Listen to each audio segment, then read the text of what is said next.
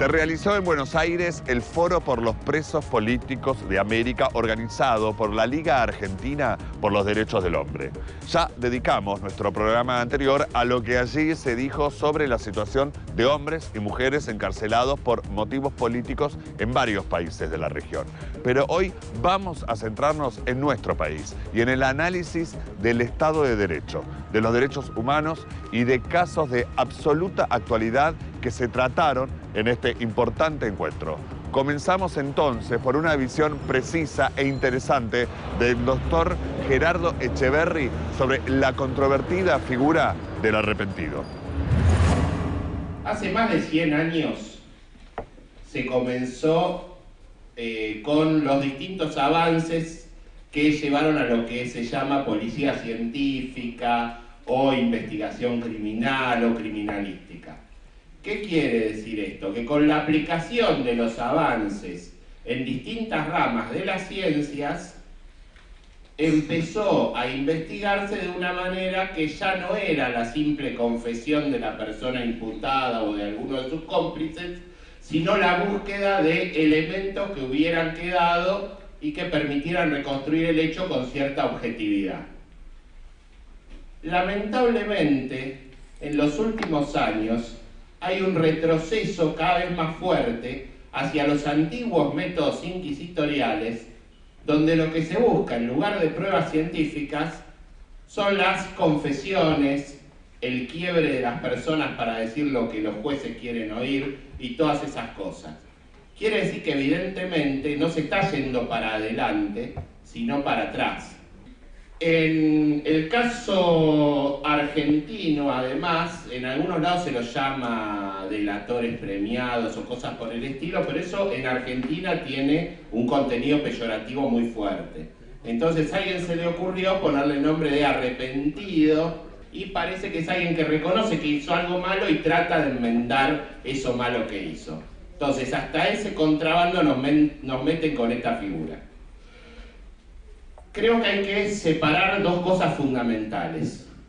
Una cosa es que una persona investigada por un delito y detenida colabore, por ejemplo, para que se encuentre a una víctima de secuestro con vida, o a otro nivel, que colabore para que se encuentre dinero mal habido. Eso indudablemente tiene un valor para el Estado y yo entiendo absolutamente razonable que haya una disminución de pena para esa persona.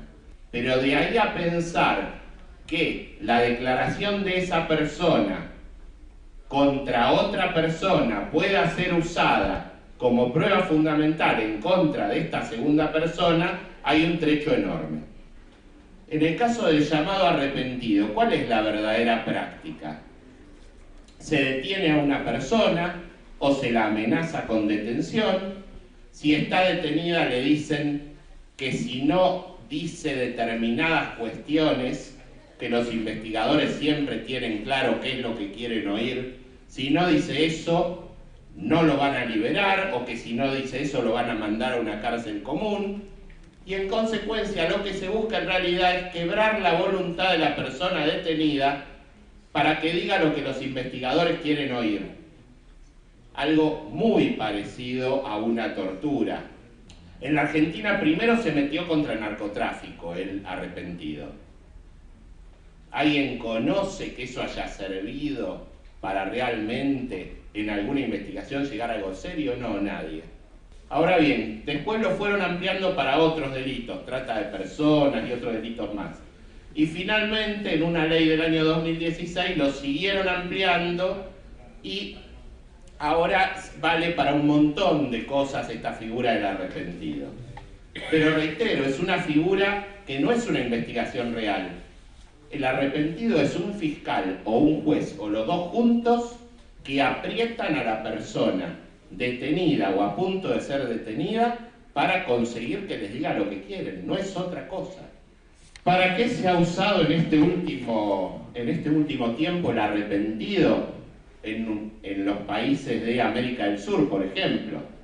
Tenemos el caso de otro país más cercano que el anterior, en el cual hay una persona que fue filmada pidiendo coimas y sin embargo sigue siendo presidente, y en cambio hay otro que está preso acusado porque un empresario supuestamente arrepentido dice que le pagó como coima un departamento y no se ha podido demostrar ninguna relación entre ese departamento y el expresidente supuestamente coimeador. Cosa que parece cuanto menos insólita. Es importante considerar que no se trata, el arrepentido no es una figura de tradición local de América, de nuestra América, ni nada por el estilo. Es una figura yanqui. Se trata, en realidad, de una figura que tiene que ver con la línea tradicional estadounidense de sacarle los derechos a sus enemigos. Línea que estaba plenamente en época de la doctrina de la seguridad nacional. A partir de las últimas ofensivas antiterroristas, lo que logró Estados Unidos fue empezar a expandir legislativamente en los distintos países estas herramientas de persecución y de negación absoluta del Estado de Derecho. ¿Quién se puede oponer a que se investigue la trata de personas? Nadie. ¿Quién se puede oponer a que se investigue a los grandes grupos que manejan el narcotráfico? Nadie se puede oponer. Pero primero empiezan por ahí y después lo van expandiendo para aplicarlo a sus verdaderos enemigos. Así que hay que tener muchísimo cuidado con estos usos ideológicos y con la destrucción de todas las garantías de las personas con la excusa de estos estados de excepcionalidad y que son inadmisibles siempre y en todos los casos. Gracias. La doctora Alessandra Minichelli también expuso en el Foro por los Presos Políticos en América Latina. Allí analizó el caso de su marido, el ex ministro de Planificación Julio De Vido, que se encuentra detenido desde hace más de 9 meses. Julio construyó desde ese ministerio un plan estratégico territorial para poder atacar todos los que eran asimetrías regionales en la República Argentina, que es un país federal muy amplio. Y a partir de ahí también trabajar en todos los que eran desigualdades entre las personas. El trabajo que llevó adelante Julio era un trabajo bajo un modelo social nacional. A algunos les gusta decir que Julio está preso hoy por peronista. Creo que está preso porque llevó adelante un modelo social nacional que molesta al neoliberalismo que hoy gobierna nuestro país. Cuando concluye el mandato de Cristina Fernández de Kirchner, yo suelo decir que agarraron el último plan estratégico territorial de Julio, donde había ejecutado o había plasmado acciones a corto, mediano y largo plazo que de interrumpirse generaban perjuicio patrimonial al Estado y responsabilidad personal a los funcionarios entrantes, porque había obras que tenían un 12% de ejecución faltante para ponerlas en valor, como es la central térmica de Río Turbio, como son Yacyretá, como son Atucha 2 y 3 que se suspendieron, bueno, muchísimas obras que este gobierno enumeró, este gobierno nuevo de Cambiemos enumeró para deshacer y desandar. Y mi marido sobre todo se constituyó durante los 12 años de su gestión en el enemigo público del Grupo Clarín y en el enemigo público del Grupo SOCMA y de Macri. A Julio le tocó en el año 2004 junto a Néstor Kirchner rescindir el Correo Argentino que había sido privatizado en los años 90. La rescisión del Correo Argentino significó quitarle al Grupo SOCMA, al Macri y su familia, la administración del correo y todos los bienes afectados a la concesión. Franco Macri, el padre del presidente, se pasó desde el año 2004 hasta el año 2015 pidiendo no solo negociar el concurso, la quiebra por la que se le reclamaban los cánones impagos, por las que el Ministerio de Planificación le reclamaba los cánones impagos, sino también que aunque sea le indemnizara un tinglado que había construido para cumplimiento de sus funciones Macri, Franco Macri, en Monte Grande, donde está el centro de distribución de correspondencia. Por supuesto que intentó negociar, transar o lo que fuere para poder obtener, aunque sea esa indemnización. Hasta el año 2015, diciembre del 2015, nunca logró que se le reconociera ningún derecho sobre ese tinglado y que se indemnizara. Nos enteramos luego, a los 6-7 meses de la gestión de Mauricio Macri, no solo que la deuda de Correo en sede judicial concursada, a punto de quebrar, se la había querido condonar a sí mismo, sino que nos estamos enterando ahora que él rebobinó con la condonación cuando se hizo pública y cuando una valiente fiscal Boquín dijo que era una aberración jurídica. Ahora el presidente Macri ha presentado en ese concurso como compensación este tinglado. Están corriendo en este momento los plazos que vencen ahora en agosto para ver si efectivamente este tinglado pertenece o no pertenece al Estado Nacional como parte de la concesión del Correo y ver si efectivamente puede Macri compensarlo para dar por cancelada su deuda y salirse de la quiebra. Les quiero comentar que este tinglado, hoy el presidente Macri lo ha tasado 23 veces su valor para ofrecerlo en la quiebra. El segundo enemigo de mi marido fue el Grupo Clarín, es y seguirá siendo el Grupo Clarín, porque Julio De Vido fue el único que puso en vigencia la ley de medios en este país, fue el único ministro que puso en vigencia la ley de medios. Julio emitió la resolución número 100 por la cual le quitó al Grupo Clarín el gran negocio Fibertel con el que ya se estaba aliando a Cablevisión. Fibertel, un negocio millonario, el Fibertel de Internet, y lo que hicieron al día siguiente de la resolución por la cual se le quitó Fibertel fue ampararse. Vino la Asociación para la Defensa de la Competencia, que es una asociación civil integrada por los abogados del Grupo Clarín, uno de ellos hoy miembro de la Corte Suprema de Justicia de la Nación, y el amparo duró hasta diciembre del 2015. Se hicieron un gran negocio porque ahora sí Cablevisión, Telecom y el Grupo Clarín están integrados y tienen a Fibertel. Así que mi marido tiene dos enemigos muy poderosos y que han hecho toda la campaña en su contra, que lo han llenado de tapas, 200 o más de 200 tapas durante su gestión política, y se ha sumado el presidente Macri en corifeo con su ministro de Justicia pidiendo en junio del año 2017 que metieran preso a De Vido. Y el obediente fiscal Stornelli, ex jefe de seguridad de Boca, fue quien se encargó de esa tarea.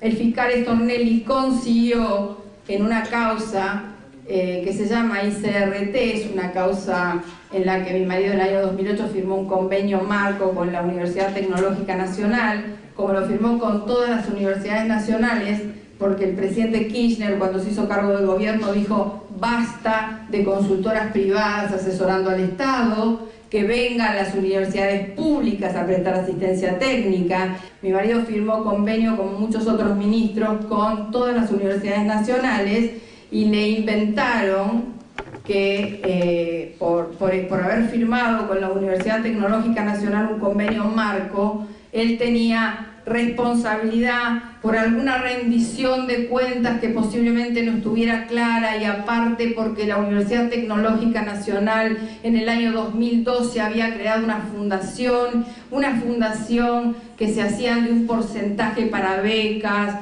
para equipar laboratorio y etcétera, etcétera, y las cuentas estarían o no bien rendidas, y vamos a buscar los papeles. Cuando fueron a buscar los papeles, parece que faltaban 2 cajas, y esa fue la excusa por la que el fiscal Stornelli, habiéndole consultado al juez Rodríguez si mi marido tenía algo que ver en esa causa o había mérito para perseguirlo, y el juez Rodríguez haberle dicho 3 veces que no, le insistió que no, y entonces el fiscal Stornelli se fue a Cámara.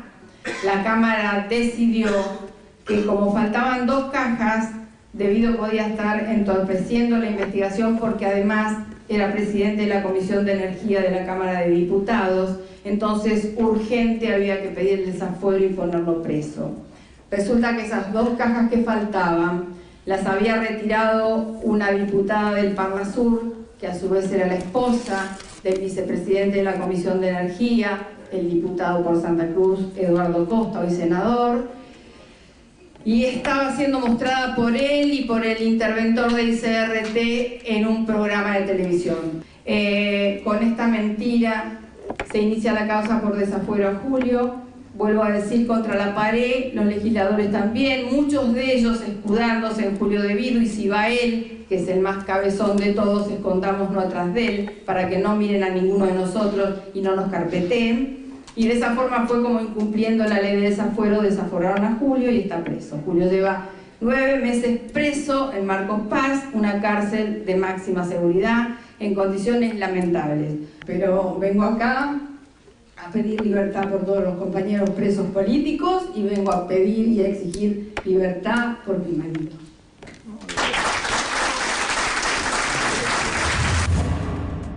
Si querés acceder a los mejores contenidos, entrevistas, informes y novedades sobre responsabilidad social, conectate a www.responsabilidadsocial.tv.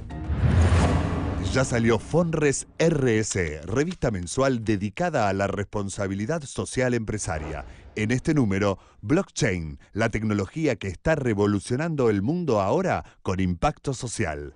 Con la editorial de la doctora Alessandra Minichelli, la historia de Valentino, el niño electrodependiente que murió porque le cortaron la luz, y nuevos acuerdos y prácticas llegan a la industria de la moda. Además, como siempre, la mejor información sobre contenidos socialmente responsables. Fonres RS. Conseguila en nuestra página web www.fonres.com y recibila de manera gratuita todos los meses en tu mail.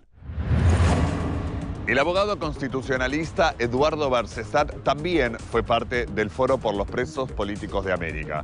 Esto decía sobre el Estado de Derecho a partir de la asunción del actual gobierno y sobre la necesidad y la propuesta de una nueva Constitución Nacional. La transmisión del mando debió haberse hecho el día 10 de diciembre del 2015.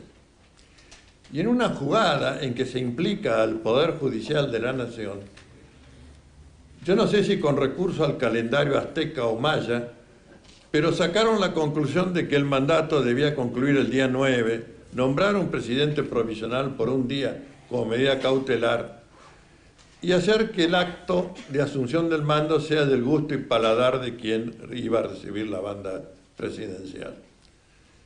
Bueno, uno podrá decir, es un día, pero lo que demuestra es que están dispuestos los jueces a subordinar la supremacía de la Constitución Nacional para hacerle un favorcito al poder de turno. Después vino la catarata de decretos de necesidad y urgencia, y lo que es aún más perverso, algunos decretos que van más allá de la posibilidad de los decretos de necesidad y urgencia, pero que denominándolos simples decretos, evitaban tener que enviarlo al Congreso de la Nación para que diera de algún modo su aprobación, ¿no?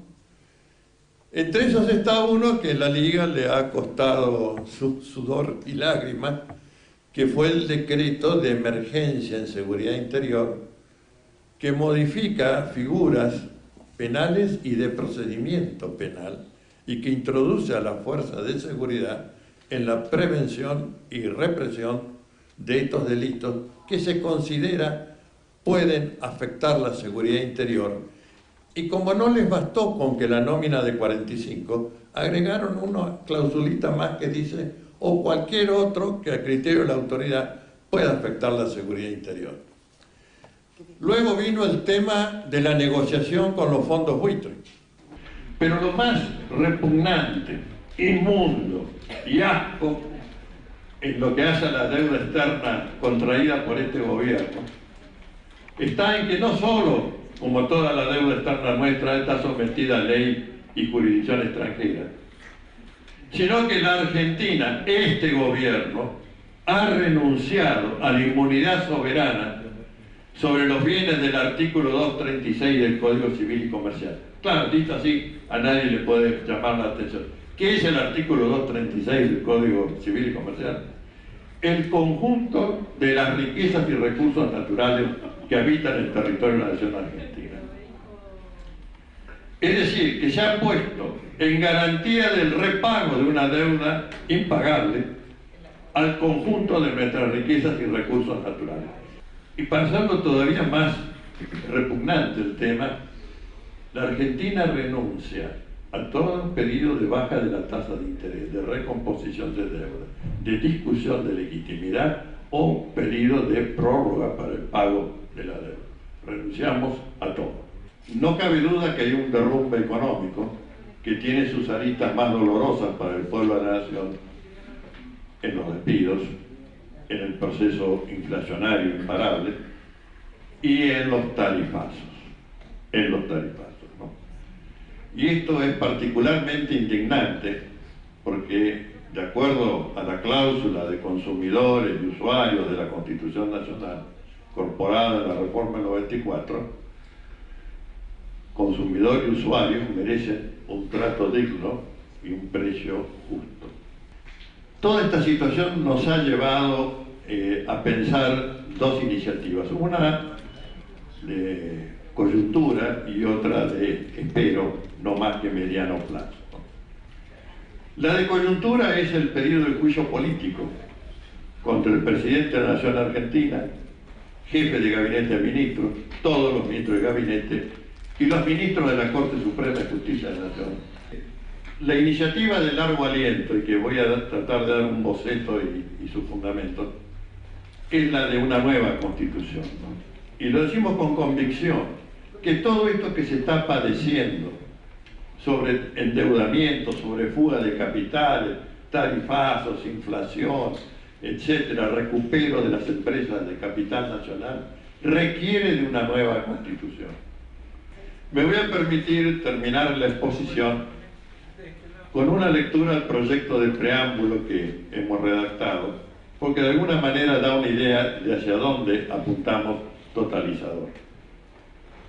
La nación argentina, surgida de las luchas por la independencia nacional y del continente suramericano, reconociendo y valorando a los pueblos originarios que poblaron su territorio y el continente que integra, adopta la forma republicana, representativa, participativa y federal para su gobierno, en base al principio de soberanía del pueblo de la nación, fuente de toda legitimidad política y su derecho de autodeterminación y a la independencia económica.